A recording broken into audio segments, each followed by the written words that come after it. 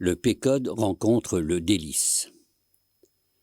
Le Pécode continuait à voguer, les vagues et les jours passèrent. La bouée de sauvetage Cercueil se balançait toujours légèrement. C'est alors qu'un navire, malencontreusement nommé le Délice, fut aperçu.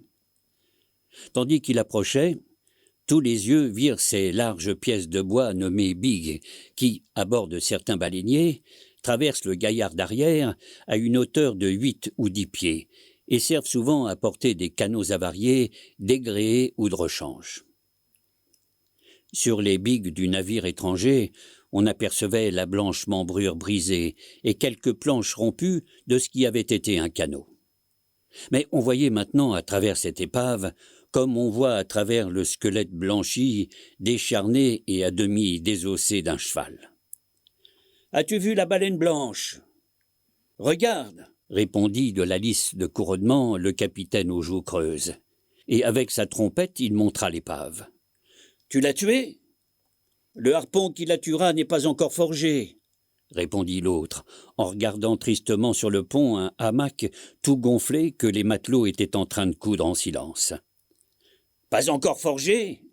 Il arracha de sa fourche le fer forgé par Perth et le brandit en s'écriant « Regardez, Nantucket, dans cette main que voici, je tiens sa mort. Ses tranchants sont trempés par le sang et trempés par l'éclair.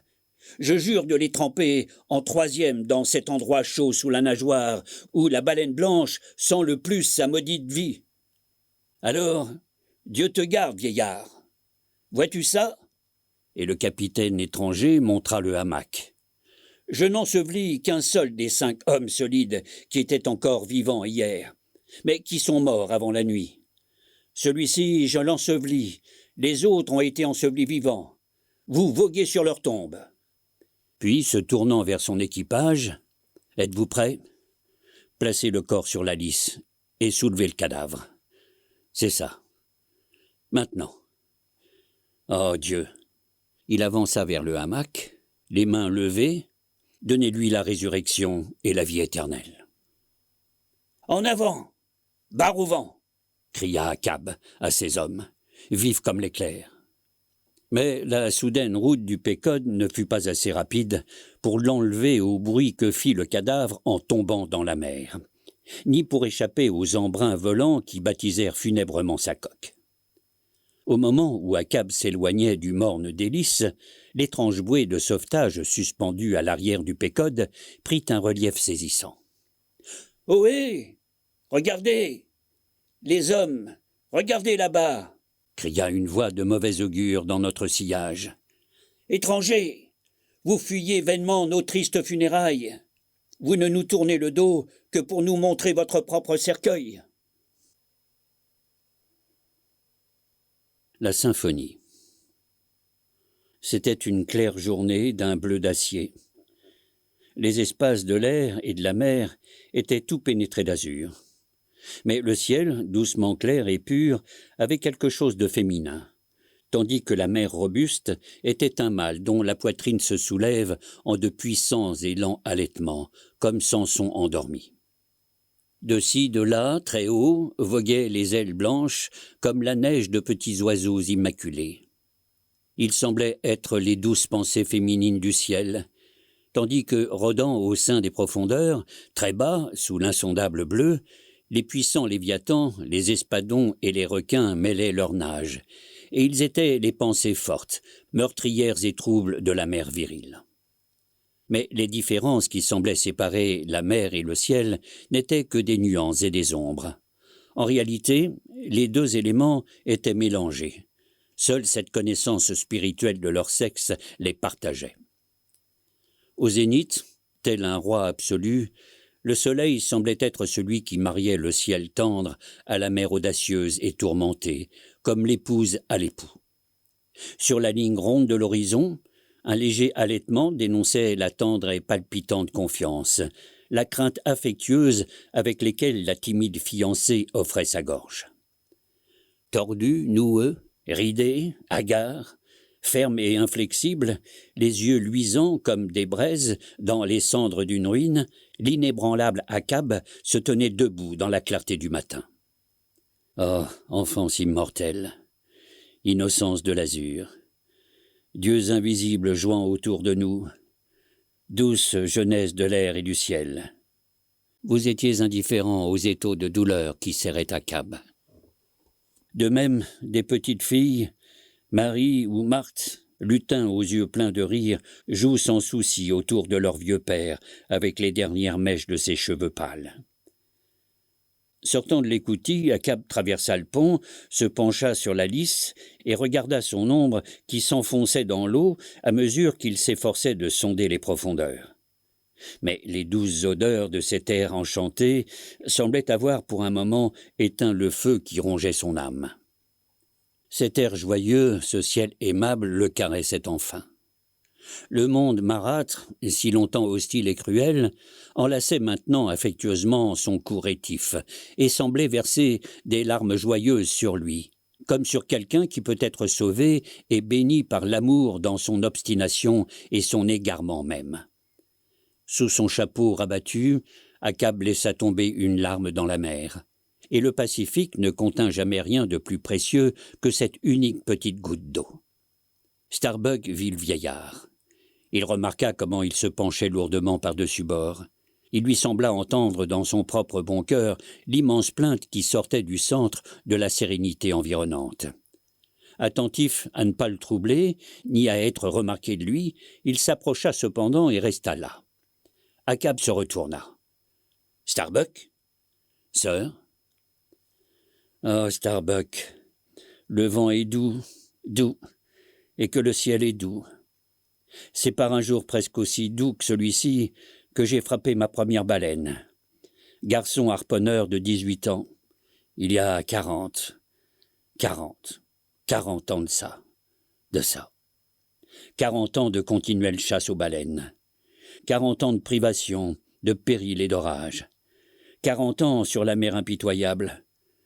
Pendant 40 années, Achab a déserté la terre paisible pour se battre contre les horreurs des abîmes. Pendant 40 ans. Oui, Starbuck, de ces 40 ans, je n'en ai pas passé 3 à terre. Quand je pense à la vie que j'ai menée, à la désolation de solitude qu'elle a été, une ville fermée, maçonnée, égoïste, dont le commandement n'admet que rarement l'entrée de ces paysans sympathiques venant du dehors, de la campagne verte. Ah, lassitude, fatigue, esclavage noir d'un commandement solitaire. Quand je pense à toutes ces choses à demi soupçonnées, que je n'ai jamais senties aussi violemment qu'aujourd'hui, et comment pendant 40 ans je me suis nourri d'aliments secs et salés, bon symbole de la sèche nourriture de mon âme. Quand sur terre, le plus pauvre des hommes a eu du fruit frais à portée de ses mains tous les jours, qu'il a rompu le pain frais du monde, tandis que je cassais les quignons gluants, loin. Des océans entiers me séparant de cette jeune femme enfant que j'ai épousée passé 50 ans. Et j'ai mis à la voile pour le Cap Horn dès le lendemain, ne laissant qu'une empreinte de bête dans mon oreiller de mari. Femme, plutôt la veuve d'un mari vivant. Oui, j'ai fait une veuve de cette pauvre fille en l'épousant, Starbuck. Et puis la folie, la frénésie, le sang bouillonnant, le front brûlant, fumant, avec lesquels, au cours de 1000 mises à la mer, le vieil Achab a furieusement pourchassé sa proie, en écumant, plus démon qu'homme. Oui, quelle folie de 40 ans. Fou, le vieil Achab a été un vieux fou. Et pourquoi cette bataille des chasses ? À quoi a servi de se fatiguer, de se casser les bras aux rames, au fer, à la lance ? Le vieil Achab en est-il plus riche et meilleur maintenant ? Regardez. Oh, Starbuck, n'est-il pas terrible qu'en plus de ce lourd fardeau qui me charge, ma pauvre jambe m'ait été arrachée ? Voyons, écartez ces vieux cheveux, ils m'aveuglent. J'ai l'air de pleurer. Des mèches aussi grises n'ont jamais contenu que des cendres. Mais dites, ai-je l'air si vieux, si tellement vieux, Starbuck ? Je me sens horriblement faible, courbé et bossu, comme si j'étais Adam écrasé sous les siècles entassés depuis le paradis. Dieu, rompez mon cœur, écrasez mon cerveau. Dérision mordante et amère des cheveux gris. Ai-je vécu assez longtemps pour vous mériter ? pour paraître et me sentir si intolérablement vieux? Ah, restez près de moi, Starbuck. Laissez-moi regarder dans un œil humain. C'est mieux que de contempler la mer et le ciel, mieux que de contempler Dieu.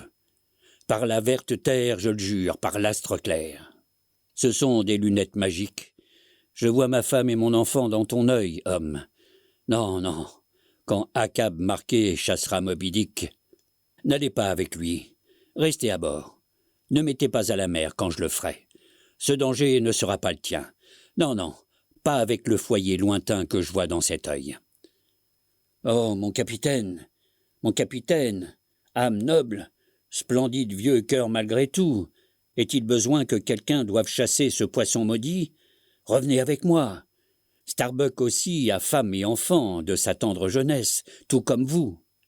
Sœur, vous avez femme et enfants de votre tendre et fraternelle vieillesse. Partons sur le champ, laissez-moi changer de barre.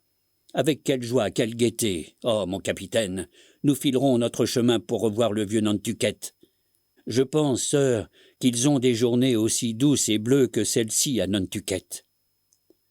Ils en ont. Certaines matinées d'été, à peu près à cette heure-ci, oui, c'est l'heure de la sieste de midi maintenant. Le petit se réveille gaiement, il se dresse dans son lit, sa mère lui parle de moi, le vieux cannibale. Elle lui dit que je suis parti en mer, mais que je reviendrai encore pour le faire sauter.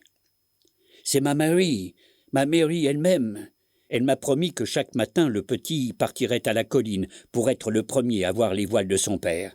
Oui, c'est assez, c'est fait. Nous piquons sur Nantucket. Venez étudier le chemin, mon capitaine, et partons. Voyez le visage du petit à la fenêtre. La main du petit faisant signe sur la colline. Mais le regard d'Achab se détourna. Il tremblait comme un arbre sec qui laisse tomber son dernier fruit. Qu'est-ce que c'est?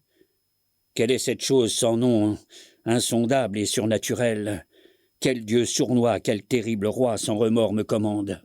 Pour que malgré les désirs naturels et l'amour, je continue à me sentir poussé, bousculé, forcé, et que je m'apprête à faire follement ce que mon propre cœur naturel n'ose même pas concevoir. Est-ce qu'Achab est Achab? Dieu, est-ce moi? Ou qui est-ce qui me lie les bras? Mais si le grand soleil ne bouge pas de lui-même, s'il n'est au ciel qu'une petite obéissance, il n'est pas une seule étoile qui puisse faire sa révolution sans l'ordre d'une invisible puissance. Comment ce seul petit cœur pourrait-il battre, ce seul petit cerveau penser, si Dieu ne créait ses battements même et ne pensait ses pensées à ma place? Par le ciel, homme, nous sommes brassés et rebrassés dans le monde, comme ce cabestan, là-bas, et le destin est l'inspecte. Et ça a été ainsi de tout temps, voilà. Ce ciel souriant, cette mer insondable. Voyez Albicore. Qui lui a donné l'idée de chasser et de transpercer ce poisson volant?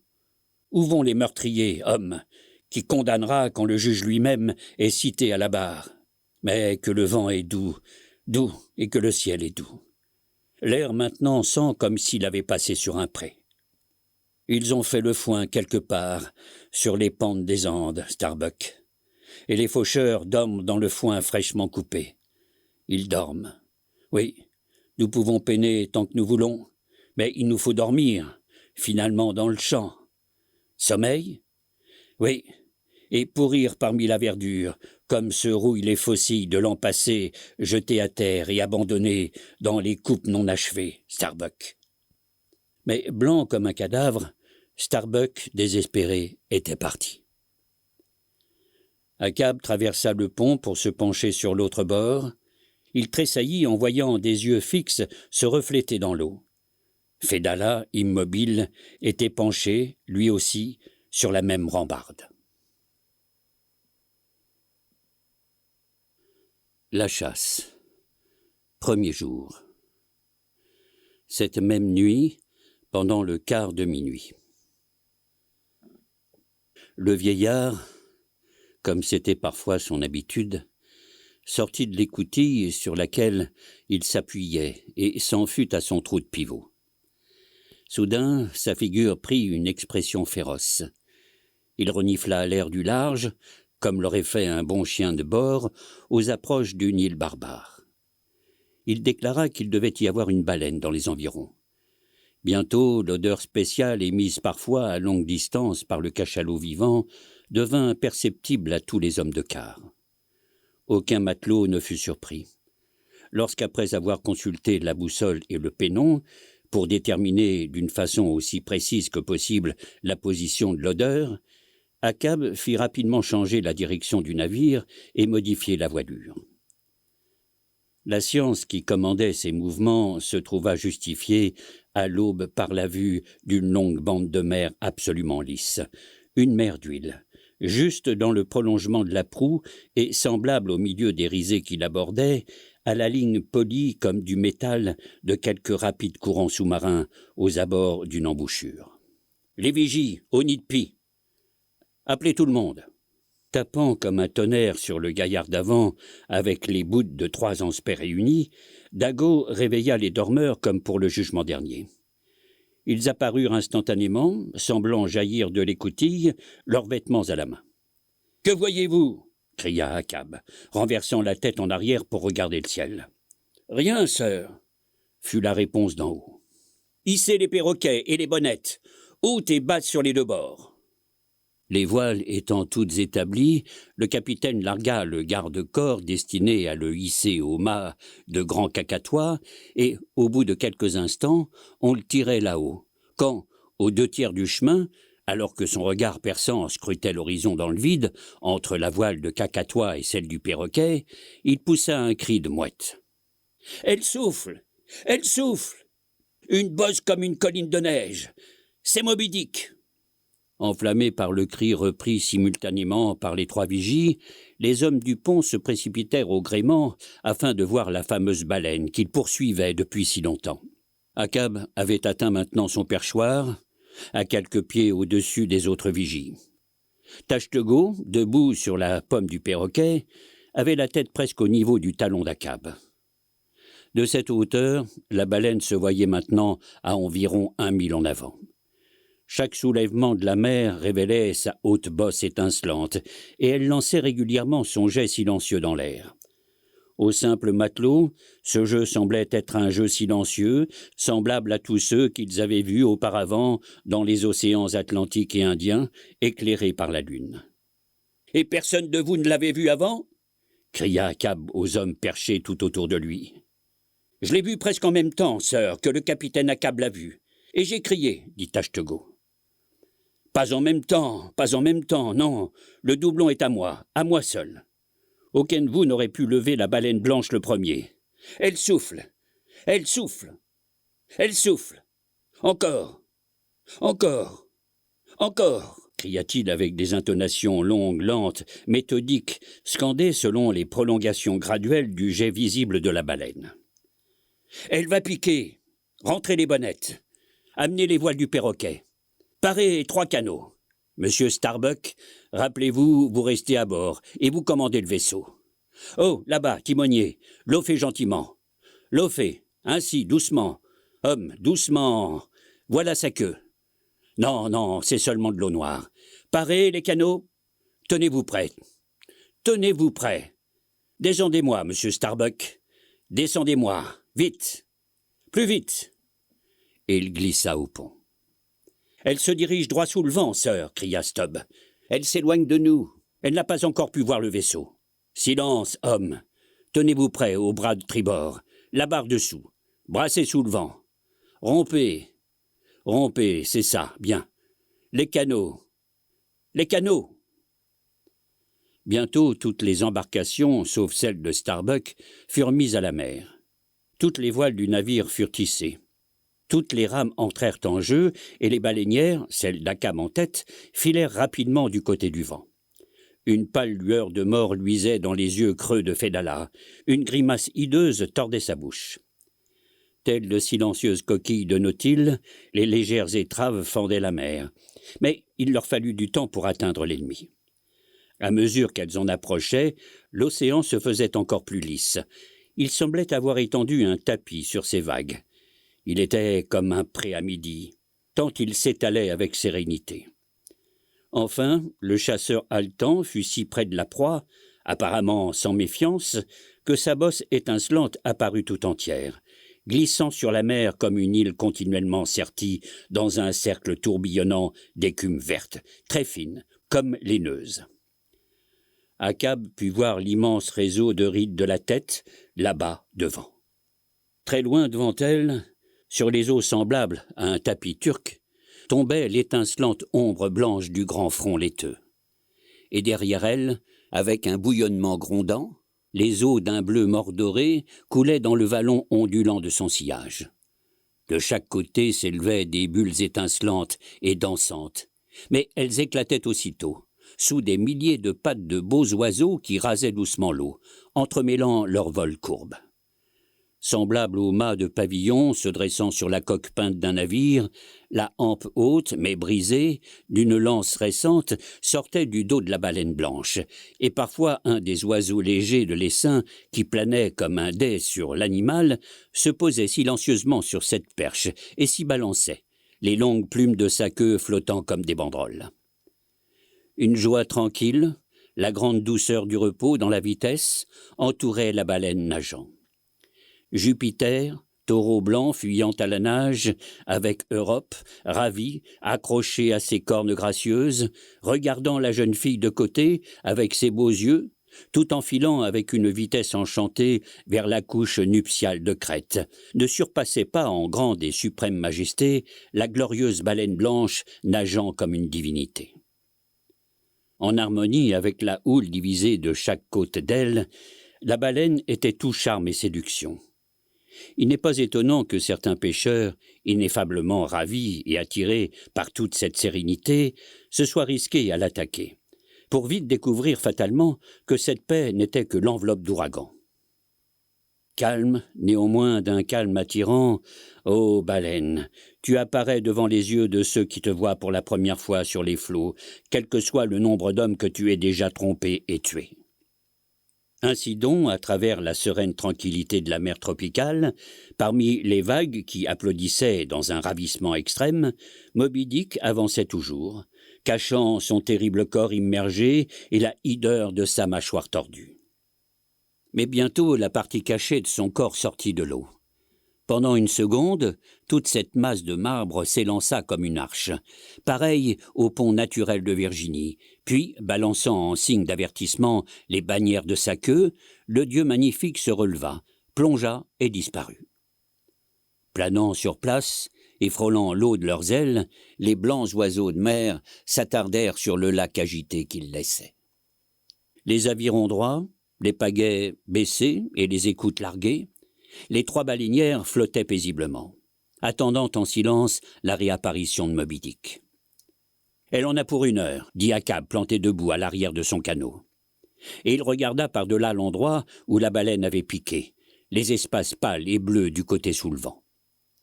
Cela ne dura qu'un instant, car de nouveau ses yeux parurent se révulser dans sa tête, tandis qu'il parcourait du regard le cercle à queue.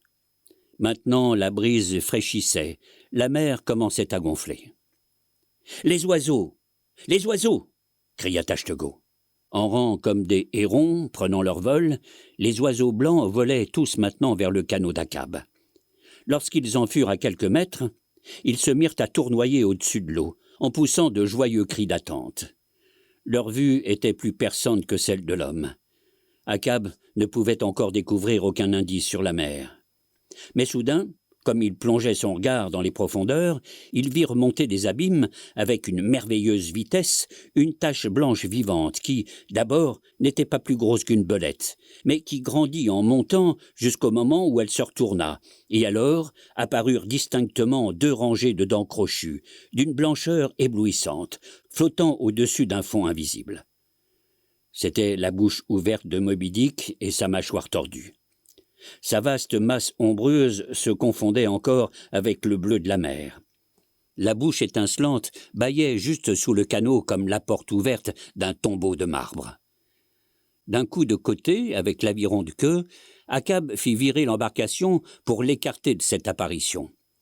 Puis, ordonnant à Fedallah de changer de place avec lui, il passa à l'avant, se saisit du harpon de Perth et il recommanda à l'équipage de prendre les rames et de se tenir à l'arrière. Grâce au virage opportun du canot sur son axe, la proue devait, selon ses prévisions, se trouver en face de la tête de l'animal encore dans l'eau. Mais, comme si elle avait éventé ce stratagème, Moby Dick, avec cette intelligence malicieuse qu'on lui prêtait, changea de place en une seconde et alla de nouveau placer sa tête ridée en travers sous la baleinière. Chaque planche et chaque membrure de l'embarcation vibrèrent, tandis que la baleine, couchée sur le dos, un peu de côté, à la manière d'un requin qui va mordre, prenait lentement et délibérément l'étrave à pleine bouche, de telle sorte que la longue et étroite mâchoire inférieure décrivit une courbe haut dans l'air et qu'une des dents accrocha le tollet d'un aviron. Le blanc de perles bleutées de l'intérieur de la mâchoire se trouva à 6 pouces de la tête d'Achab et le dépassait de beaucoup. Dans cette position, la baleine blanche secoua le mince bois de cèdre comme un chat doucement cruel jouant avec une souris. Sans la moindre surprise dans les yeux, Fedallah croisa les bras. Mais l'équipage, jaune de peur, dégringola, cul par-dessus tête, pour gagner au plus vite l'arrière. Les plats-bords élastiques se plièrent en dedans et en dehors, tandis que la baleine s'amusait de cette façon diabolique avec la baleinière en perdition. Mais le corps de l'animal restant englouti, on ne pouvait le harponner de l'avant, car la proue était, pour ainsi dire, dans sa mâchoire. Les autres baleinières s'étaient arrêtées involontairement, comme devant un événement impossible à empêcher. Alors Achab, fou furieux, par le contact de son ennemi, qu'il plaçait ainsi, vivant et impuissant dans sa gueule haïe, saisit frénétiquement de ses mains nues le long os et essaya follement de lui faire lâcher prise. Tandis qu'il luttait ainsi en vain, la mâchoire glissa hors de ses mains. Les frêles plabords plièrent et se brisèrent en deux, tandis que les deux mâchoires, comme une paire de cisailles se refermant, coupaient carrément le canot en deux, puis claquaient dans la mer. L'épave d'arrière flottant en partie, l'équipage s'agrippant au plat-bord tenta de forcer aux avirons pour fuir. Pendant que tout se préparait, avant que le canot eût été coupé en deux, Achab, devinant le premier l'intention de la baleine, à la façon rusée dont elle levait la tête, relâchant son étreinte pour un instant, avait fait un dernier effort pour éloigner l'embarcation de la portée des mâchoires. Mais alors, glissant encore un peu plus profond dans la bouche de la baleine, l'embarcation s'inclina sur le côté. Achab, penché pour faire levier, lâcha prise et tomba dans la mer la tête la première. S'écartant de sa proie en soufflant de légers bouillons d'eau, Moby Dick se tenait maintenant à courte distance, plongeant et remontant tour à tour son oblongue tête blanche, et en même temps roulant son corps allongé en fuseau. Quand son vaste front ridé s'éleva à plus de 20 pieds hors de l'eau, la houle qui maintenant grossissait brisa sur elle avec tout l'afflux coléreux de ces vagues qui lancèrent encore plus haut leur éblouissante crinière. Ce mouvement est spécial au cachalot. Il reçoit son nom pitch-polling, du fait qu'on le compare à la première position verticale de la lance à baleine dans l'exercice précédemment décrit. De cette façon, la baleine doit mieux voir les objets qui l'environnent. Reprenant bientôt sa position horizontale, Moby Dick nagea rapidement autour des épaves, battant l'eau dans son sillage vengeur, comme si elle s'échauffait pour un assaut encore plus meurtrier. La vue du canot brisé semblait l'arranger, comme le sang des raisins et des mûres piétinés par les éléphants d'Antiochus dans le livre des Maccabées. Achab, à demi noyé par l'écume que la queue insolente de la baleine soulevait, était trop estropié pour nager, bien qu'il fût encore capable de se tenir sur l'eau, même au cœur d'un pareil tumulte. On voyait la tête du malheureux comme une bulle que le moindre choc pouvait faire éclater. À l'arrière de la baleinière, démolie, Fedallah regardait d'un œil calme, indifférent. L'équipe cramponnée à l'autre épave à la dérive ne pouvait le secourir. Ils avaient assez à faire à s'occuper d'eux-mêmes. Car l'aspect de la baleine blanche était si horrifiant, et elle traçait des cercles de plus en plus resserrés, avec une rapidité de planète telle qu'elle semblait vouloir s'abattre directement sur eux. Les autres embarcations, intactes, se tenaient aux environs. Mais elle n'osait pas entrer dans le remous pour frapper la bête. de crainte que cet acte ne fût le signal de la destruction immédiate des malheureux en péril. Avec des regards tendus, les hommes de ces canots demeurèrent sur le bord de cette terrible zone, dont le centre était la tête du vieillard. Cependant, depuis le début, tout cela avait été vu par les vigies du Pécode. Brassant carré, le vaisseau s'était porté sur les lieux. Il était maintenant si près qu'Akab, dans l'eau, leur cria « Piquez dessus !» Mais à ce moment même, un paquet de mer venant de Moby Dick se brisa sur lui et l'engloutit pour un temps. Se débattant, il émergea de nouveau, et comme par hasard, sur la crête d'une énorme lame, d'où il cria encore « Piquez sur elle, chassez-la !» La proue du Pécode s'élança dans la direction, et brisant le cercle enchanté, elle sépara effectivement la baleine blanche de ses victimes. Elle s'en fut, furieuse, tandis que les canots venaient à la rescousse.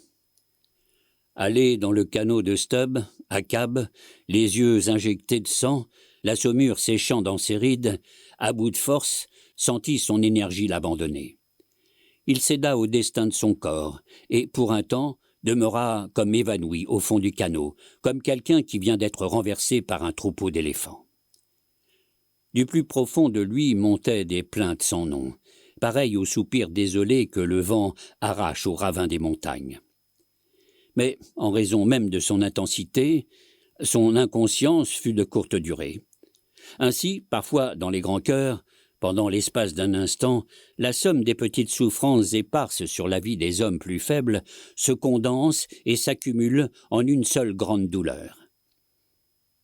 Et bien qu'alors chaque souffrance soit légère en elle-même, si les dieux le décrétèrent ainsi, tout un siècle de douleurs intenses est éprouvé en un seul instant, car dans leur âme, les natures nobles contiennent l'ensemble de toutes les âmes inférieures. « Le harpon !» cria Akab, en se soulevant à demi et en s'accoudant pesamment sur son bras ployé. « Le harpon est-il sauvé ?»« Oui, sœur, on ne l'a pas lancé, le voilà, » répondit Stubb en le lui montrant. « Placez-le devant moi. Manque-t-il des hommes ?»« 1, 2, 3, 4, 5. Il y avait 5 rames, sœur.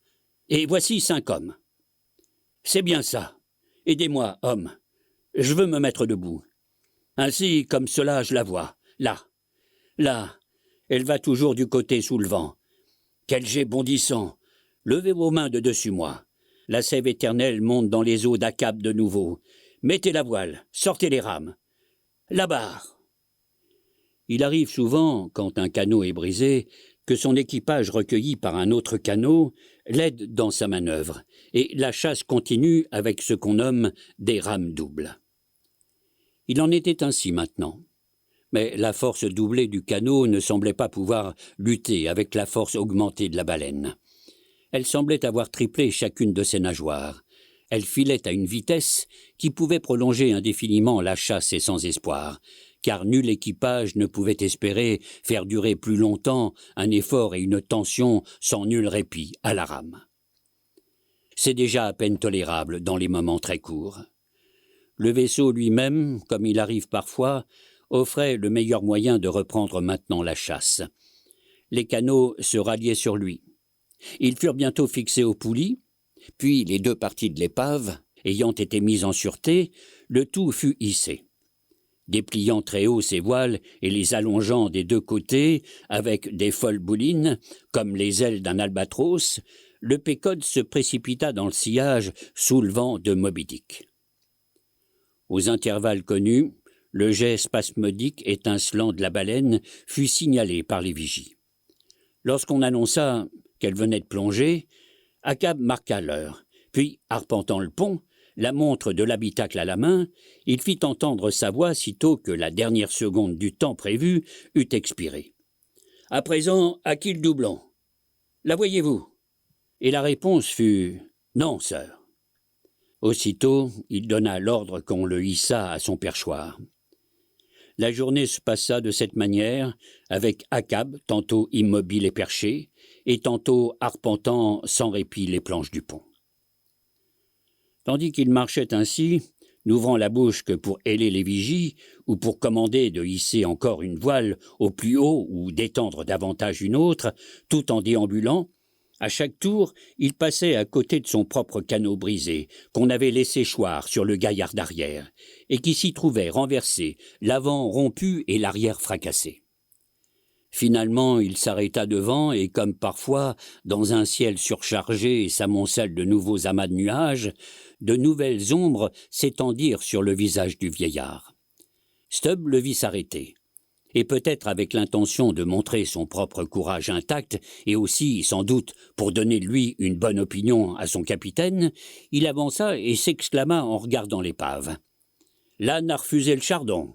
Il lui a trop piqué la bouche, sœur. Quel est l'être sans âme qui ose rire devant une épave? Homme! Homme! Si je ne te savais pas courageux et intrépide comme le feu, et aussi naturellement que lui, je jurerais que tu es un lâche. Devant une épave, on ne doit entendre ni un gémissement, ni un rire. »« Oui, sœur, » dit Starbuck s'approchant. « C'est un solennel spectacle, une augure, une mauvaise augure. »« Augure, augure, le dictionnaire. Si les dieux ont l'intention de parler franchement aux hommes, ils parlent franchement et honorablement. Ils ne hochent pas leur tête en faisant de sombres prévisions de vieilles femmes. Allez-vous-en tous les deux. Vous êtes les pôles opposés d'une seule et même chose. Starbuck est l'opposé de Stubb et Stubb de Starbuck. Achab est seul parmi les millions d'êtres qui peuplent la terre. Ni les dieux ni les hommes ne sont ses voisins. J'ai froid, je tremble. Quoi? Oh, là-haut, la voyez-vous? Criez à chaque jet qu'elle fait, même si elle en fait 10 à la seconde. Le jour était presque achevé. Seul l'ourlet de sa robe dorée frémissait encore. Bientôt, il fit presque nuit. Mais les vigies étaient toujours à leur poste. « On ne peut plus voir le jet maintenant, sœur. Il fait trop noir, » cria une voix dans l'air. « Dans quelle direction le dernier jet a-t-il été vu? »« Comme avant, sœur, droit sous le vent. »« Bon, elle ira moins vite. Maintenant que c'est la nuit, baissez les cacatois et les bonnettes du perroquet, monsieur Starbuck. Il ne faut pas qu'on la dépasse avant le matin. Maintenant, elle fait chemin et il se peut qu'elle ralentisse. Témoignez, piquez droit dans le vent. Vous autres, là-haut, descendez.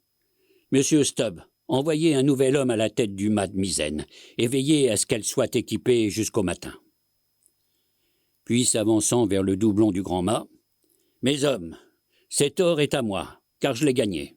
Mais je le laisse là jusqu'à ce que la baleine blanche soit morte. Le premier de vous qui l'aura signalé le jour où elle sera tuée aura cet or. Si ce jour-là, c'est encore moi qui la signale, alors 10 fois sa valeur sera divisée entre vous tous. Allez-vous-en maintenant. Le pont est à toi, sœur. » Et ce disant, il se plaça à mi-corps dans l'écoutille, et son chapeau rabattu sur ses yeux, il demeura immobile jusqu'à l'aube. De temps en temps seulement, il se retournait pour voir comment filait la nuit. La chasse. Second jour. À l'aube, les vigies des 3 têtes de mât furent ponctuellement relevées. « La voyez-vous » cria Achab, après avoir laissé passer un moment pour que la lumière monte. « On ne voit rien, sœur. Tout le monde sur le pont est donné de la voile. Elle voyage plus vite que je n'ai pensé. Hissez les cacatois. Oui, on aurait dû les garder toute la nuit, mais ça ne fait rien.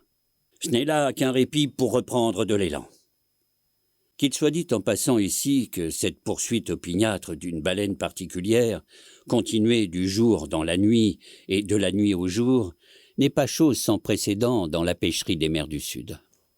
Car telle est la merveilleuse habileté, l'expérimentale prescience et l'invincible confiance acquises par certains grands génies nés parmi les capitaines de Nantucket, que, de la simple observation d'une baleine, vue une dernière fois en mer, ils peuvent, étant donné certaines circonstances, prédire avec assez de justesse la direction dans laquelle elle a, pour un temps, continué sa nage hors de la vue, et sa vitesse pendant ce temps-là.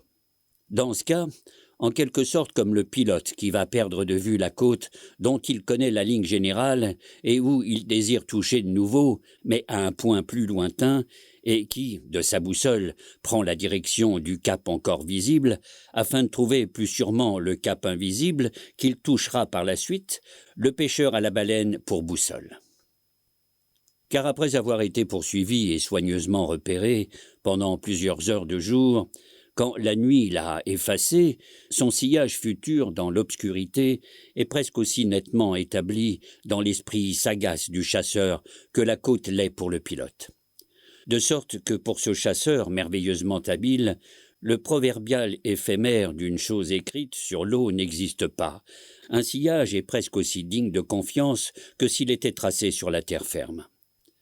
Et comme le puissant Léviathan de fer des trains modernes, dont la marche est si bien connue que, montre en main, les hommes calculent sa vitesse comme les médecins calculent celle du pouls d'un bébé, ils disent de lui négligemment « Le train qui monte ou le train qui descend atteindra tel ou tel endroit à telle heure ». Presque de même, en certaines occasions, ces Nantuckets contrôlent cet autre Léviathan de l'océan, d'après sa vitesse observée, et se disent qu'en temps d'heure, cette baleine aura fait 200 000 et se trouvera à peu près à tel degré de latitude et de longitude. Mais en fin de compte, pour que ces prévisions réussissent, il faut que le vent et la mer soient les alliés du baleinier. Car au marin encalminé, à quoi sert cette science ? Et s'il est emporté par le vent, comment pourra-t-il s'assurer qu'il est exactement à quelques lignes un quart près de son but ? Ainsi, comme on peut le voir, nombre de subtils problèmes parallèles doivent être résolus en ce qui concerne la chasse à la baleine. Le vaisseau filait à toute allure, laissant dans la mer un sillon profond, comme un boulet de canon mal pointé, qui charrue et retourne le sol d'un champ plat. « Par le sel et les toupes !» s'écria Stubb. « Cette vitesse vous grimpe du pont aux jambes et vous chatouille le cœur. Ce bateau et moi, nous sommes deux braves gars. Que quelqu'un m'attrape et me lance tout de mon long sur la mer. Dieu bénisse le bois de chêne. Mon épine dorsale est une quille. Nous filons le genre de vitesse qui ne laisse pas de poussière derrière elle. La voilà qui souffle. Elle souffle. Elle souffle. Tout droit devant, entendit-on crier alors de la tête d'un mât. Oui, oui, s'exclama Stubb, je le savais. Vous ne pouvez pas échapper. Vous pouvez toujours souffler et vous crever le jet. Oh, baleine, le diable enragé en personne est à vos trousses. Sonnez de vos trompettes. Faites-vous des ampoules aux poumons. Achab tarira votre sang comme le meunier qui ferme les vannes de l'écluse de son vaisseau. Stubb parlait de la sorte pour presque tout l'équipage. La frénésie de la chasse les avait maintenant travaillés comme un vieux vin de nouveau bouillonnant. Quelles que fussent les velléités de frousse que certains d'entre eux avaient pu ressentir auparavant, désormais, elles étaient non seulement effacées par le respect magique d'Achab, mais elles étaient écrabouillées, comme de timides lièvres de la prairie, sous les sabots des bondissants bisons. La main du destin avait saisi leurs âmes. Les émouvants périls de la précédente journée, l'incertitude torturante de la nuit qui venait de passer, l'allure obstinée, sans crainte, aveugle de leur vaisseau fou, piquant vers son but volant, tout cela accélérait les battements de leur cœur.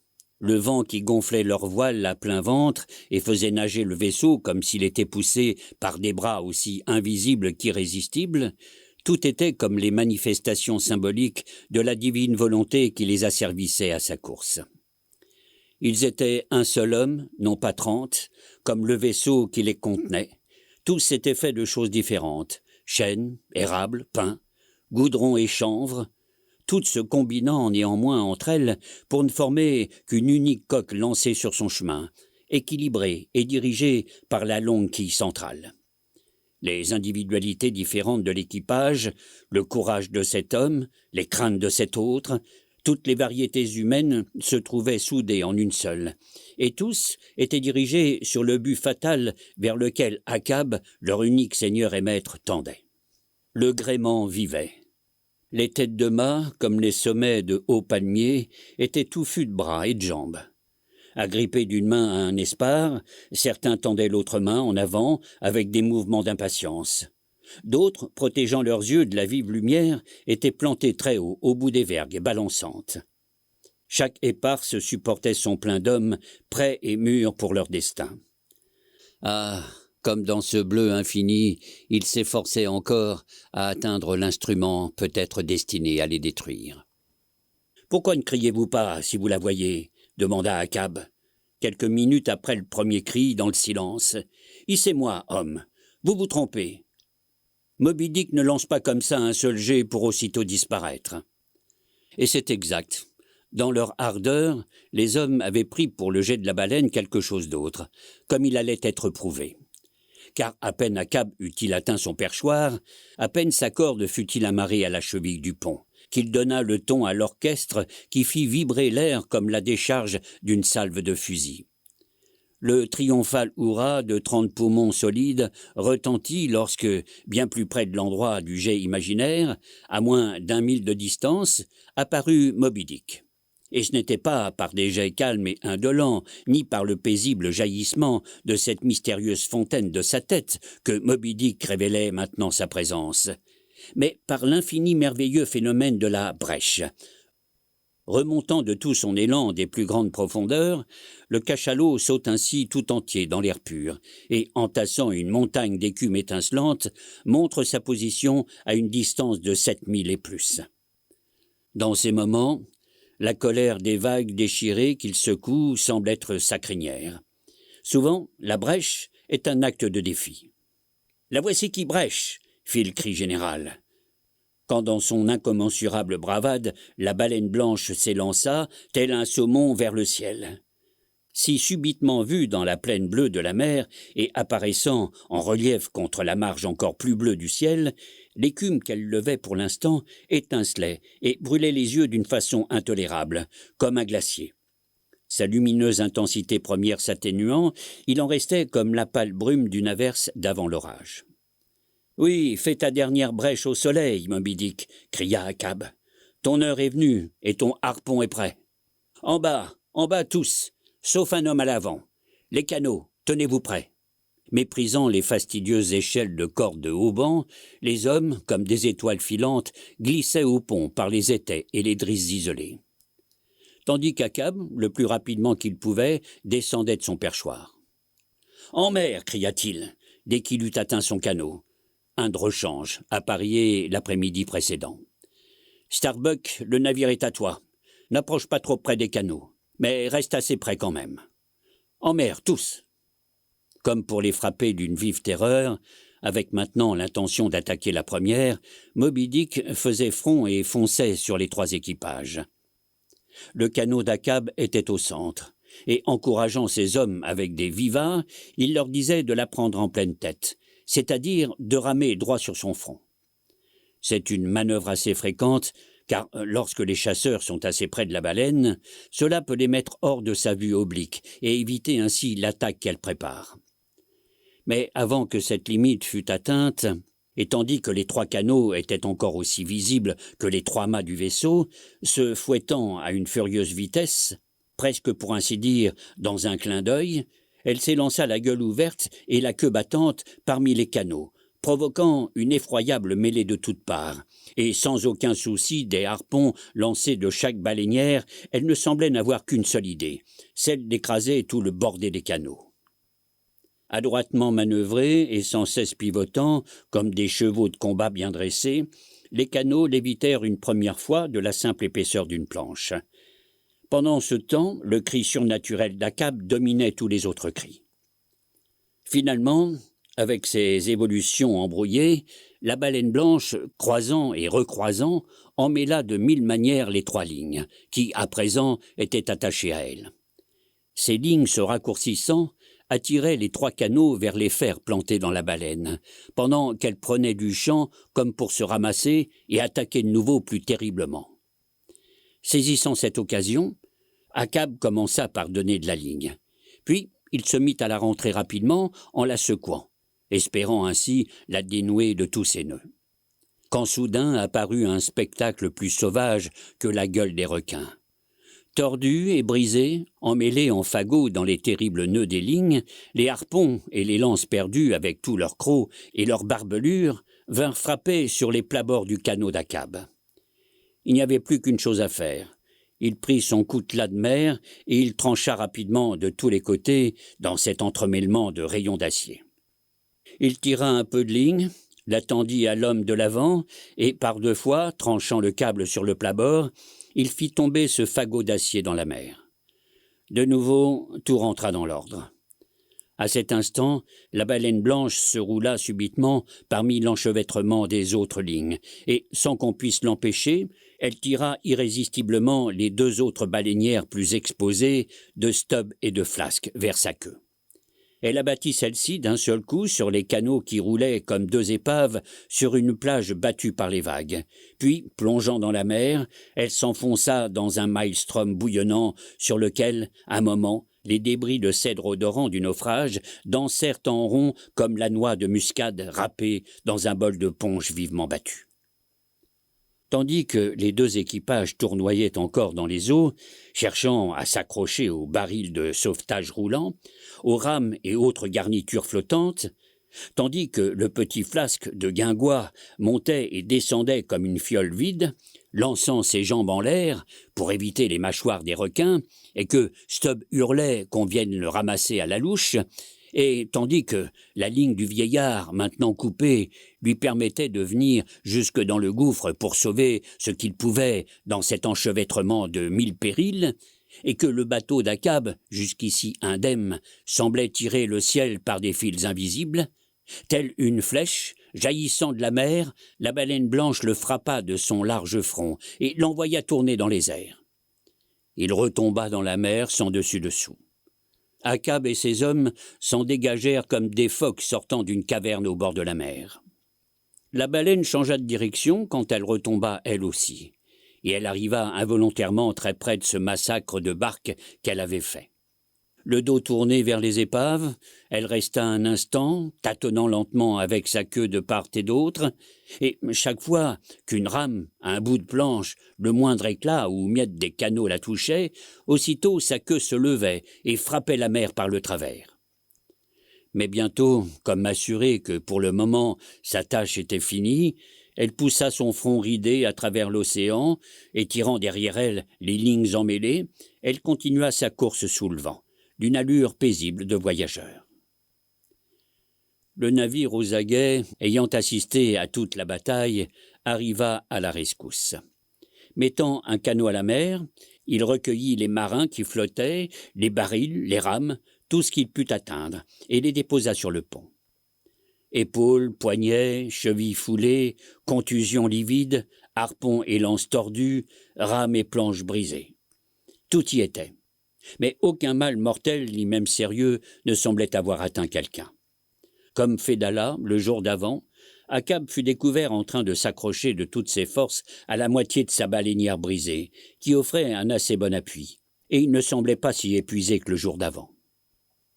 Lorsqu'on l'eut aidé à grimper sur le pont, tous les yeux se fixèrent sur lui. Au lieu de se tenir seul, il était à demi appuyé sur l'épaule de Starbuck, qui avait été le premier à lui porter aide. Sa jambe d'ivoire était brisée. Il n'en restait qu'une courte éclisse. « Oui, Starbuck, c'est bon de s'appuyer parfois, quel que soit celui qui s'appuie. Et je voudrais bien que le vieil Achab se soit appuyé plus souvent qu'il ne l'a fait. C'est la virole qui n'a pas tenu bon, sœur, dit le vieux menuisier qui alors s'avança. J'avais fait du bon travail avec cette jambe. Pas d'os cassé, j'espère, sœur, dit à son tour Stubb, avec une véritable sollicitude. Si, et brisé en éclats, Stubb, regardez ça.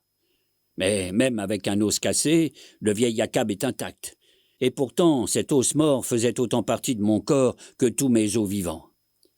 Ni baleine blanche, ni homme, ni démon, rien ne peut seulement égratigner le vieil Achab dans ce qu'il est vraiment. Y a-t-il une balle pour crever le plancher de la mer, ou un mât qui puisse déchirer le toit du ciel, là-haut? Là-haut, quelle direction? Droit sous le vent, sœur. Barre dessus, et toute voile dehors de nouveau, gardien du vaisseau. En bas, ce qui reste de canaux de rechange, gréez-les. Allez, monsieur Starbuck, et appelez les équipages des canots. Attendez que je vous aide pour aller au bastingage, sœur. Oh, comme cette église m'enrage maintenant. Maudite destinée que l'invincible capitaine puisse avoir un second aussi lâche. Sœur?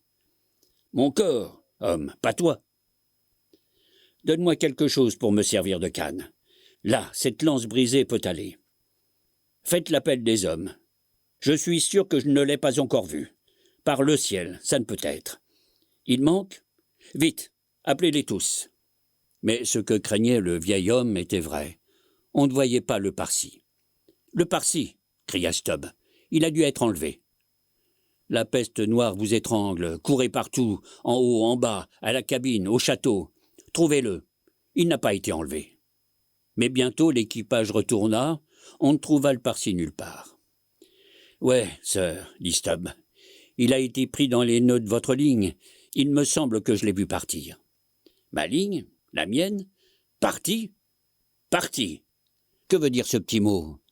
Quelle cloche sonne-t-il en moi que le vieil Achab tremble comme s'il était le beffroi d'un glas? Le harpon aussi? Cherchez dans ces débris là-bas. Le trouvez-vous? Le fer forgé, homme, le fer de la baleine blanche. Non, non, non, fou, maudit. Cette main l'a lancé, il est planté dans le poisson. Hé, là-haut, ne le perdez pas de vue. Vite, tout le monde au gréement des canots. Ramassez les rames, les fers, harponneurs, les fers, les cacatois à bloc. Étarguez bien toutes les voiles. Doucement, timonier, doucement. Par votre vie, je ferai 10 fois le tour du globe immense. Oui, et je piquerai droit en travers, mais je la tuerai. Dieu de miséricorde, viens sur nous, ne fût-ce qu'un instant, s'écria Starbuck. Jamais, vieillard, tu ne l'attraperas. Au nom de Jésus, arrête-toi. C'est pire que la folie de Lucifer. 2 jours chassés, 2 fois réduit en miettes, ta propre jambe encore une fois arrachée de toi, ton ombre maudite partie. Tes anges gardiens te préviennent. Que te faut-il de plus? Devons-nous continuer de chasser ce poisson meurtrier jusqu'à ce qu'il ait noyé le dernier homme? Devons-nous être tirés par lui jusqu'au fond de la mer? Devons-nous être remorqués par lui jusqu'au royaume des enfers? Ah, c'est impie et blasphématoire de le chasser davantage. Starbuck, ces temps derniers, je me suis étrangement senti attiré vers toi. Depuis cette heure, tu sais, où nous avons lu dans les yeux l'un de l'autre. Mais pour la baleine, que ton visage soit comme la paume de ma main. Un vide sans lèvres et sans traits. Achab est à tout jamais Achab, homme. Toute la chose est écrite d'avance. Elle fut répétée par toi et par moi 1 billion d'années avant que cet océan roule. Sot, je suis le lieutenant des parcs. Je n'ai d'ordre à recevoir de personne. Arrange-toi, subordonné, pour obéir aux miens. Venez tous autour de moi, hommes. Vous voyez devant vous un vieil homme ébranché, appuyé sur une lance brisée, soutenu par un pied unique. C'est Achab. C'est la partie de lui qui est son corps. Mais l'âme d'Achab est un 1000 pattes qui se meut sur 1000 jambes. Je me sens tendu, à demi brisé, comme les câbles qui remorquent les frégates dématées dans un orage. Et il se peut que j'en ai l'air. Mais avant que je me rompe, vous m'entendrez craquer. Et jusqu'à ce que vous m'entendiez craquer, sachez que la haussière d'Achab tire toujours sa volonté. Est-ce que vous croyez aux augures, vous autres? Alors rigolez et criez. Encore! Car ce qui se noie remonte 2 fois à la surface avant de s'enfoncer pour toujours. C'est comme ça pour Moby Dick. 2 jours, elle a remonté. Demain, ce sera le 3e. Oui, homme, elle remontera encore une fois. Et ce sera pour souffler son dernier jet. Vous en sentez-vous le courage, homme courageux? Intrépide comme le feu, s'écria Stubb. Et aussi mécanique, murmura Achab. Puis, comme les hommes se dispersaient vers l'avant, il continua à murmurer. Les choses qu'on nomme présages, et hier j'ai parlé de même à Starbuck au sujet de mon canot brisé. Ah, avec quelle ardeur je cherche à chasser du cœur des autres ce qui est si fermement ancré dans le mien. Le Parsi, parti. Et il devait partir devant. Mais je dois le revoir avant ma mort. Comment? Voilà un mystère à déconcerter tous les avocats de l'enfer, soutenus par tous les fantômes de toutes les corporations des juges. Ça frappe mon cerveau comme un bec de faucon. Mais moi, j'éclaircirai ce mystère. Quand la nuit tomba, la baleine était toujours en vue du côté sous le vent. Alors, une fois encore, on diminua la voilure, et tout se passa comme la nuit d'avant, sauf que le bruit des marteaux et le ronflement de la meule furent entendus jusqu'à l'aube. Les hommes travaillant à la lumière des lanternes agréées complètement et soigneusement les canaux de rechange et aiguisaient de nouvelles armes pour le lendemain. Pendant ce temps, de la quille brisée du canot d'Achab, le charpentier lui faisait une jambe nouvelle, tandis qu'Achab, toujours comme la nuit d'avant, se tenait ferme et à demi penché dans son écoutille, son regard caché, dardé droit vers l'est pour en voir jaillir le premier ray du soleil. La chasse. Troisième jour. Le matin du troisième jour se leva, clair et frais, et une fois encore la vigie unique de la tête du grand mât fut relevée par les nombreuses vigies de jour qui mouchetaient chaque mât et presque chaque espar. « La voyez-vous » cria Achab. Mais la baleine n'était pas encore visible. « Vous n'avez qu'à suivre son sillage.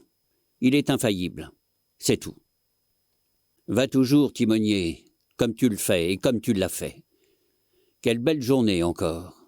Elle ne peut pas être plus belle dans ce monde, même si aujourd'hui il était tout d'un coup tout neuf, et qu'il soit ouvert pour la première fois comme une maison pour les anges. Voilà de quoi penser. Mais Achab ne pense jamais.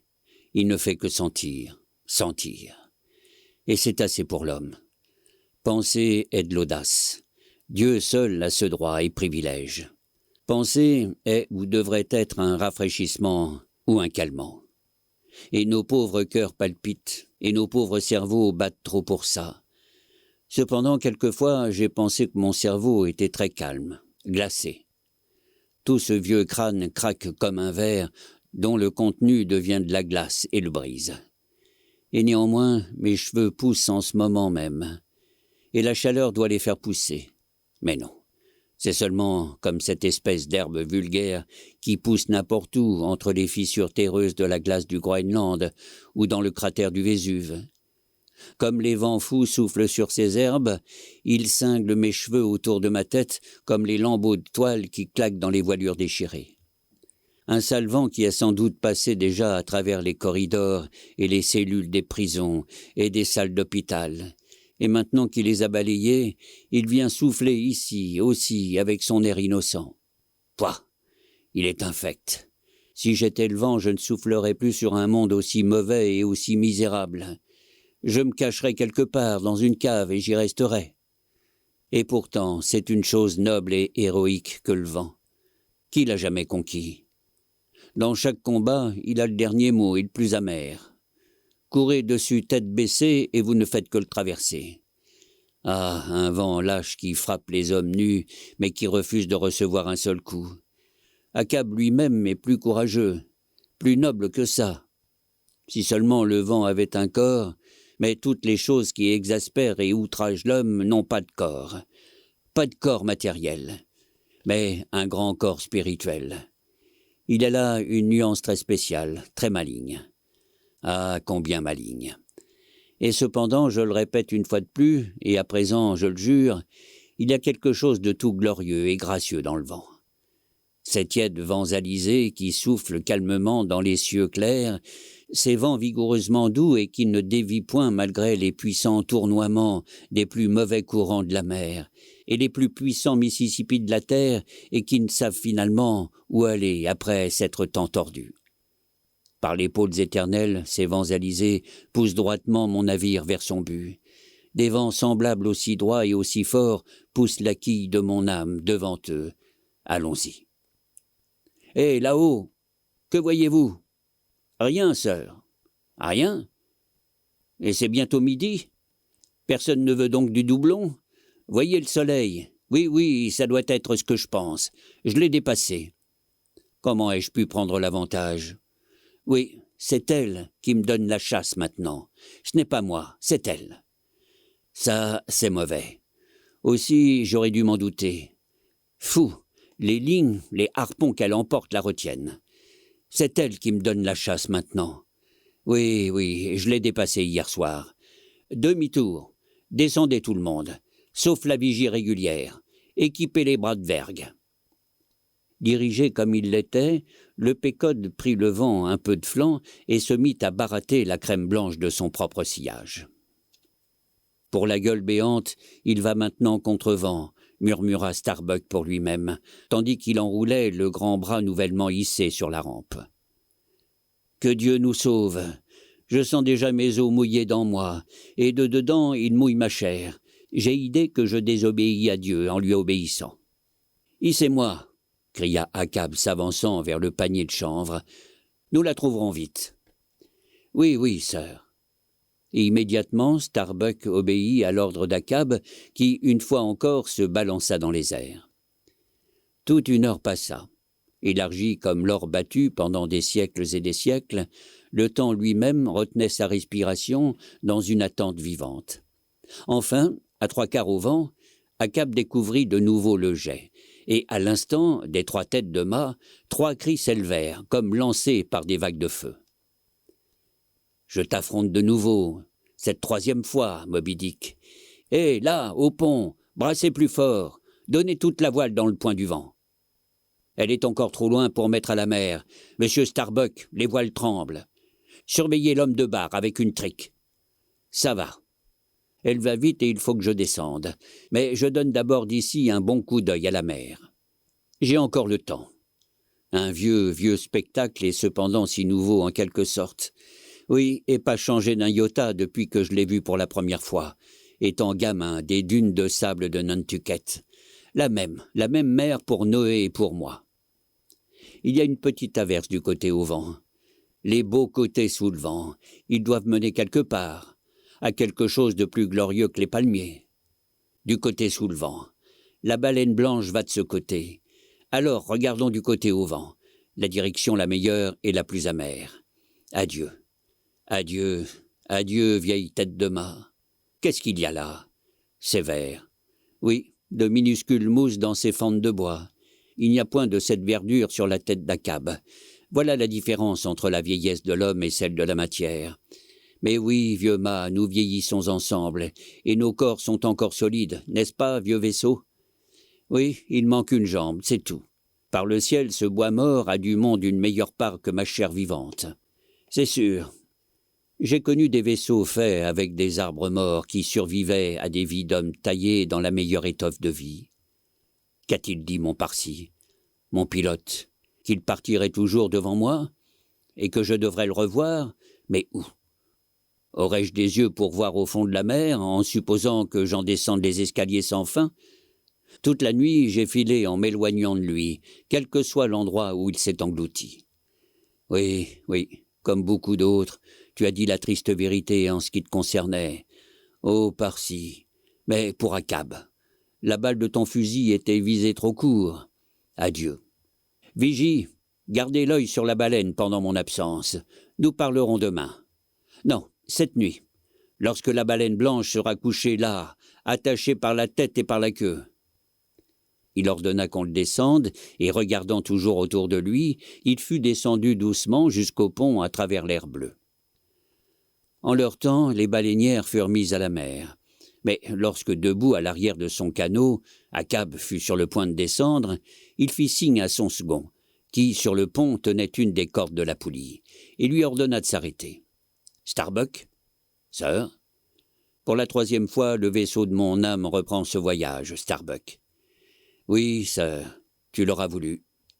Certains vaisseaux quittent leur port et sont perdus à tout jamais, Starbuck. C'est la vérité, sœur, la triste vérité. Certains hommes meurent à la marée basse, certains en plein flux, et je me sens maintenant comme une énorme lame avec une seule crête prête à retomber. Je suis vieux, Starbuck. Une poignée de main, homme. Leurs mains se touchèrent, leurs regards se pénétrèrent. Dans les yeux de Starbuck jaillirent des larmes. « Oh, mon capitaine, noble cœur, n'y allez pas. Voyez, c'est un homme courageux qui pleure, dans sa grande angoisse de vouloir vous persuader. Alors, à la mer, cria Achab, repoussant le bras du second. Équipage, soyez prêts. Tout de suite, le canot contourna de très près l'arrière. Les requins, cria une voix de la fenêtre basse de la cabine. Oh, maître, mon maître, revenez. Mais Achab n'entendit rien, car, au même moment, il parlait lui-même très fort et sa barque filait. La voix disait vrai. À peine s'était-il éloigné du navire que d'innombrables requins, montant sans doute du fond des eaux sombres, mordaient aux rames chaque fois qu'elles plongeaient dans l'eau, et ainsi accompagnaient le canot de leurs morsures. C'est une chose qui arrive souvent aux baleiniers dans ces eaux infestées de requins. Parfois, les requins les poursuivent de la même façon presciente que les vautours planent dans l'Est, sur des régiments en marche. Ceux-ci étaient les premiers requins aperçus par le Pécode depuis sa rencontre avec la baleine blanche. Était-ce parce que l'équipage d'Achab était composé de barbares à la peau jaune tigre et par conséquent d'odeurs plus musquées pour le goût des requins? il est connu que cela agit sur eux. Pour quoi que ce soit, le fait était là. Il semblait suivre uniquement ce canot et se désintéresser des autres. « Son cœur est d'acier forgé, » murmura Starbuck, suivant des yeux le canot qui s'éloignait. « Peux-tu demeurer aussi intrépide à cette vue ? Ta coque entourée de requins voraces, suivis par leur gueule ouverte, en chasse, et ceci le 3e jour, car quand 3 jours s'écoulent à la file, dans une poursuite continuelle et intense, le premier c'est le matin, le second l'après-midi, et le 3e le soir. C'est sûr, et la fin. Qu'elle soit ce qu'elle voudra, mais que ça finisse. Mon Dieu, qu'est-ce donc qui me frappe et me laisse si mortellement calme, quoique toujours en attente, comme si j'étais à la pointe d'un frisson.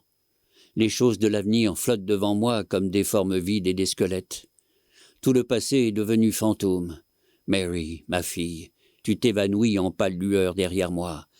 Garçon, il me semble que tes yeux sont merveilleusement bleus. Les plus étranges problèmes de la vie semblent s'éclairer, mais des nuages passent devant. Est-ce que la fin du voyage approche ?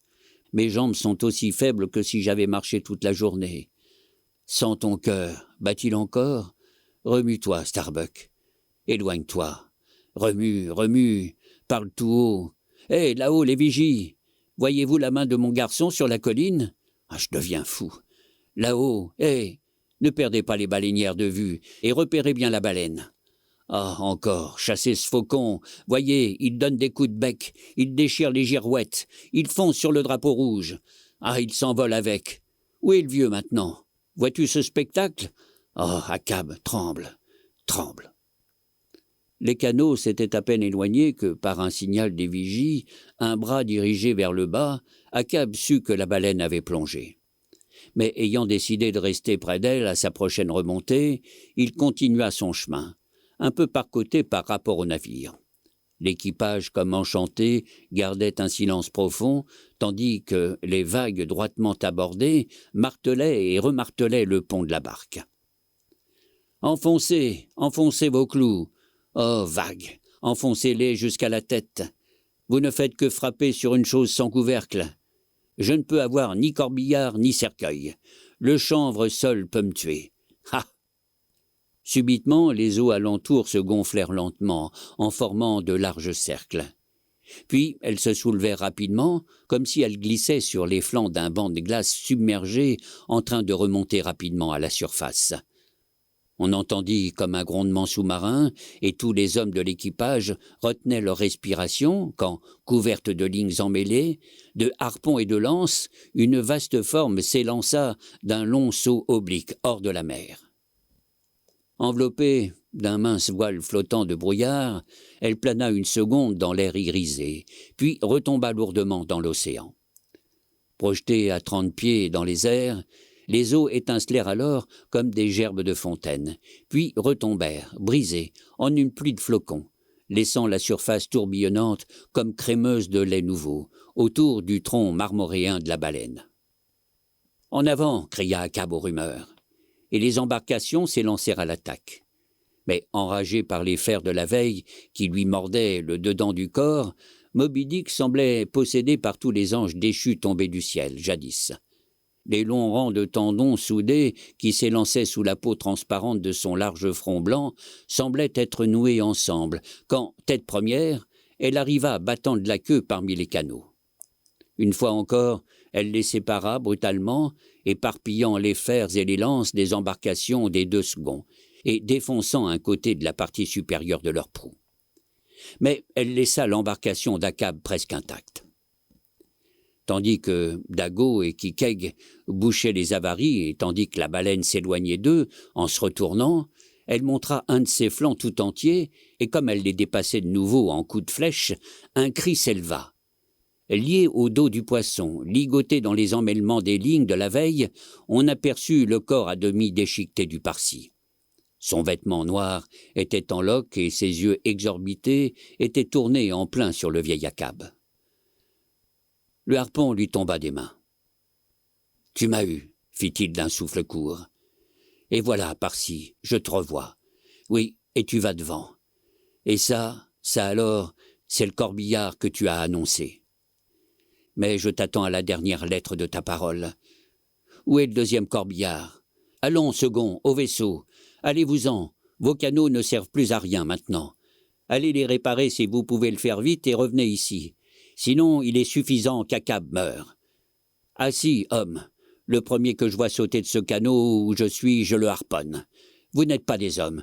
Vous êtes mes bras et mes jambes. Obéissez. Où est la baleine? En plongée encore? Il regardait trop près du canot, comme si elle avait décidé de s'enfuir avec le cadavre qu'elle portait, et que l'endroit de sa dernière remontée n'avait été qu'une étape de sa course sous le vent. Moby Dick, maintenant, nageait tranquillement en avant. Elle avait presque dépassé le navire qui, jusqu'alors, avait vogué dans la direction contraire et qui, pour l'instant, avait arrêté sa marche. Elle semblait donner sa plus grande vitesse et s'appliquer à suivre son propre chemin droit à travers la mer.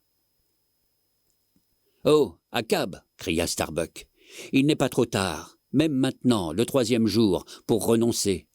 Vois, Moby Dick ne te cherche pas. C'est toi qui la cherches follement. » Hissant une voile au vent qui se levait, le canot solitaire fut rapidement poussé du côté sous le vent par ses rames et sa voile. Et lorsqu'enfin Akab glissa le long du vaisseau, si près qu'il put distinguer le visage de Starbuck, se penchant sur la rambarde, il lui cria de faire demi-tour et de le suivre à un judicieux intervalle et pas trop vite. Regardant en l'air, il vit Tashtego, Kikeg et Dago montant avec empressement au nid de pie des 3 mâts. Et il vit aussi les rameurs se balançant dans les 2 canots ébréchés qui venaient à peine d'être hissés sur le flanc du Pécode, s'affairant à les réparer. L'un après l'autre, tandis qu'il passait rapidement, il rencontra le regard en coin de Stubb et de Flask, travaillant sur le pont parmi de nouveaux tas de fer et de lances. Quand il eut tout vu, et quand il entendit les marteaux retentir dans les canots brisés, il lui sembla que d'autres marteaux enfonçaient un clou dans son cœur. Mais il se ressaisit, et remarquant que la girouette du drapeau n'était plus sur le grand mât, il cria à Tashtego, qui venait d'atteindre son perchoir, d'aller chercher un marteau, des clous et un autre drapeau et de le clouer au mât. La baleine blanche était peut-être fatiguée par la chasse à toute vitesse de ces 3 jours. Ou peut-être la charge qu'elle portait ficelée sur elle l'empêchait-elle d'aller vite, ou bien le faisait-elle par ruse. Quoi qu'il en soit, elle allait moins vite. Et en fait, le canot s'approcha d'elle une fois encore rapidement. À la vérité, elle n'avait pas une aussi bonne avance que la dernière fois. Les requins impitoyables accompagnaient toujours Akab à travers les vagues. Ils le suivaient sans répit et mordaient sans discontinuer les rames au point que, presque déchiquetées, elles laissaient dans la mer de menus éclats chaque fois qu'elles y plongeaient. « N'y faites pas attention, ces dents ne font que donner plus de mordants à vos rames. Ramez toujours, la mâchoire du requin est un meilleur appui que l'eau qui cède. Mais à chaque morsure, sœur, la rame diminue. Elles dureront toujours assez. Tirez toujours. Qui sait, murmura-t-il, si c'est pour se régaler de la baleine blanche ou d'Akab que ces requins suivent. Mais ramez toujours. Oui, grouillez-vous, nous l'approchons. La barre, prends la barre, laisse-moi passer. » Et ce disant, 2 rameurs l'aidèrent à passer à l'avant du canot, volant toujours. Quand le canot lancé de côté longea le flanc de la baleine blanche, elle sembla étrangement oublier d'avancer, comme la baleine le fait parfois. Et Akab se trouva en plein dans la montagne de brouillard fumeux, qui, rejeté par le jet, s'enroulait autour de sa grande bosse. Il était tout près d'elle quand, le corps bandé en arrière, les bras tendus, il lança son féroce harpon avec sa plus féroce malédiction. L'acier et la malédiction s'enfoncèrent jusqu'à la garde dans la baleine détestée, comme dans un marais. Moby Dick se tordit de côté, roula spasmodiquement son flanc contre le flanc du canot et, sans l'abîmer, le renversa si subitement que s'il n'avait alors été bien cramponné à la partie supérieure du plat-bord, Akab aurait été une fois de plus jeté à la mer. 3 des rameurs qui ne pouvaient prévoir le moment précis du lancement du dard et n'étaient pas préparés à en subir les effets furent jetés à la mer. Mais ils tombèrent de telle sorte qu'en un instant, 2 d'entre eux attrapèrent le plat-bord et, soulevés par une vague, purent se lancer encore dans le canot. Le 3e resta abandonné derrière, mais il flottait, il nageait toujours. Presque aussitôt, avec un volte rapide, la baleine blanche se lança à travers la mer bouillonnante. Mais pendant qu'Akab criait au timonier de tirer la ligne et de tenir bon, et qu'il ordonnait à l'équipage de se retourner sur les sièges afin de pouvoir haler la ligne sous ce poids et ses efforts doubles, éclata dans l'air vide. « Qu'est-ce qui éclate en moi? Quel nerf a claqué tout entier? Les rames, sautez sur les rames !» En entendant le grand bruit du canot frappant la mer, la baleine se tourna pour présenter son œil vide à l'ennemi.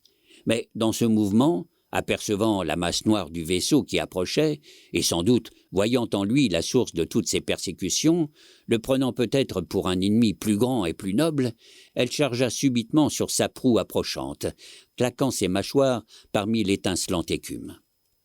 Akab trébucha, sa main frappa son front. « Je deviens aveugle.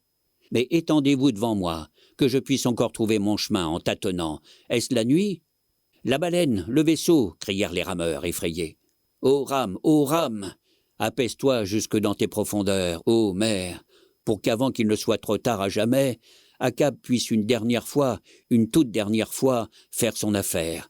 Je vois. Le bateau. Hâtez-vous, mes hommes. Ne voulez-vous pas sauver mon bateau ?» Mais tandis que les rameurs forçaient violemment leur canot à travers la mer battante, l'avant, déjà frappé par la baleine, céda, et presque en un instant, le canot, provisoirement hors de combat, s'enfonça au niveau des vagues. L'équipage pataugeait et éclaboussait, faisant de son mieux pour étancher et vider l'eau qui entrait à flot. À ce même moment, au nid de pie, le marteau resta en l'air dans la main de Tachetego, et le drapeau rouge l'enveloppa à demi, comme un plaid. Puis flotta droit devant, comme si c'était son propre cœur qui flottait devant lui. Starbuck et Stubb, debout sur le beaupré, au-dessous, aperçurent en même temps que lui le monstre qui leur arrivait dessus. « La baleine, barre dessus! À vous toutes les puissances de l'air, soutenez-moi! Si Starbuck doit mourir, qu'il ne meure pas évanoui comme une femme. Barre au vent, je dis! Fou! La mâchoire! Est-ce là le paiement de toutes mes prières farouches, de toute la fidélité de ma vie? Oh, Akab, voilà ton travail. Doucement, timonier, doucement. Non, barre dessus encore. Elle se tourne pour nous aborder.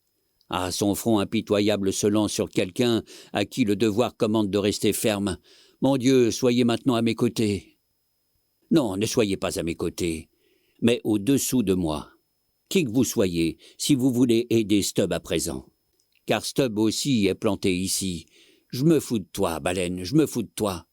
Qui jamais a aidé Stubb ou l'a tenu éveillé, sinon mon œil qui ne se ferme pas. Ah, maintenant, pauvre Stubb, tu vas coucher sur un matelas qui n'est que trop doux. Je voudrais qu'il soit rempli de broussailles. Je me fous de toi, grimace de baleine. Et vous, soleil, lune et étoiles, je dis que vous êtes des assassins. Que vous assassinez le meilleur des garçons qui ait jamais rendu l'âme. Malgré tout, j'aimerais encore trinquer avec vous, si vous vouliez bien me passer le verre. Ah, grimace de baleine, tu auras bientôt assez à avaler. Pourquoi ne fuyez-vous pas, ô Akab? Quant à moi, je quitte souliers et manteaux. Que Stubb meure dans son seul pantalon. Mais c'est une mort humide et trop salée. Des cerises. Oh, Flasque, une seule cerise rouge avant que nous mourions. Cerise? Je voudrais seulement être où elle pousse. Oh, Stubb, j'espère que ma pauvre mère a touché une partie de mon salaire en ce moment, sinon elle peut se brosser. Le voyage est fini. À l'avant du vaisseau, presque tous les marins restaient sans bouger. Marteaux, morceaux de planche, lances et harpons, machinalement tenus à la main, dans la position même où ils s'étaient élancés.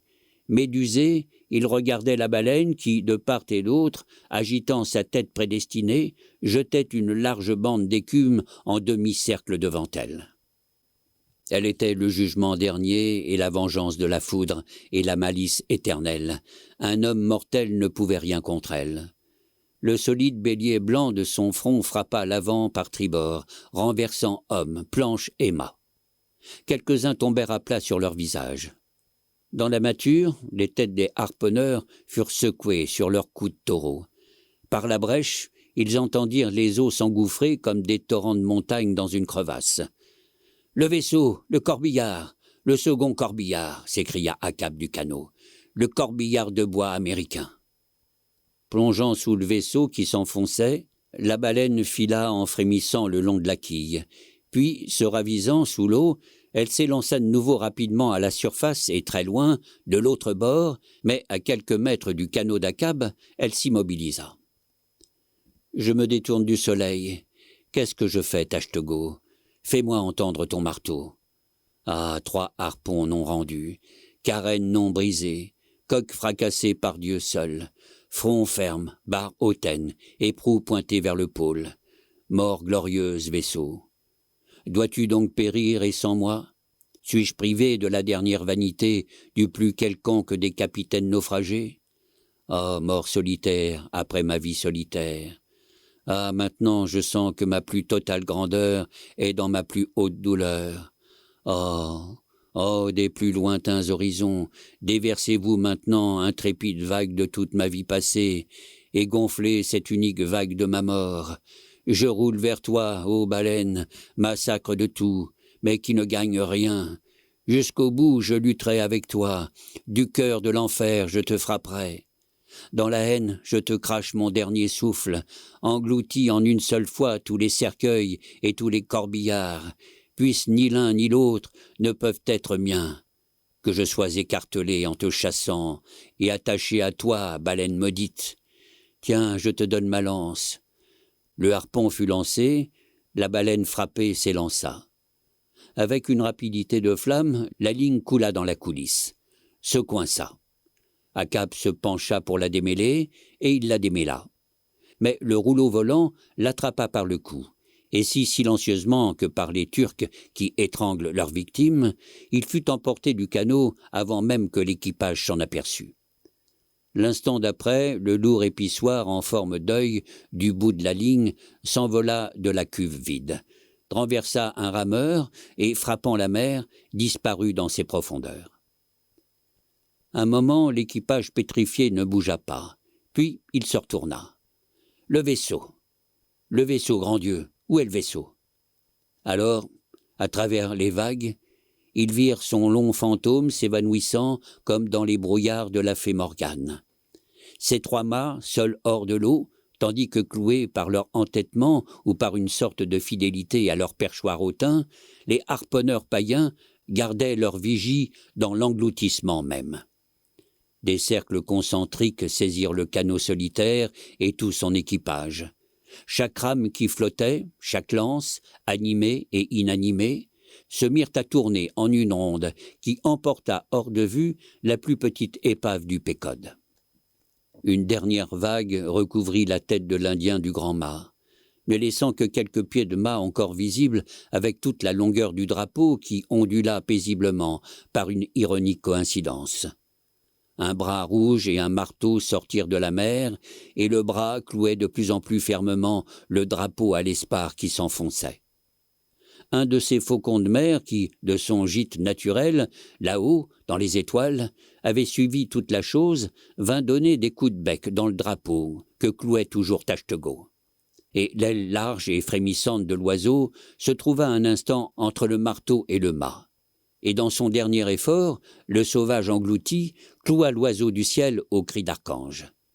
Ainsi, son bec impérial appelant les dieux, le corps enveloppé dans le drapeau d'Akab, l'oiseau naufragea avec le vaisseau.